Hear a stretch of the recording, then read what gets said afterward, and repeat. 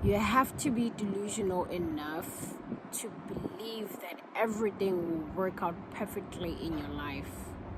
Just because the things you do or what you believe in looks foolish to others, it does not mean it serves no purpose. Let's read the scripture, 1 Corinthians verse 8.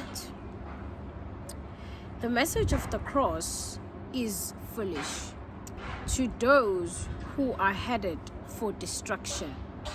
But we who are being saved know it is the very power of God. By this scripture, I am saying, follow your heart, follow your dreams.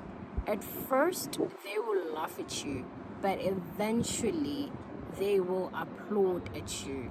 So, vukubangene, get up and do it.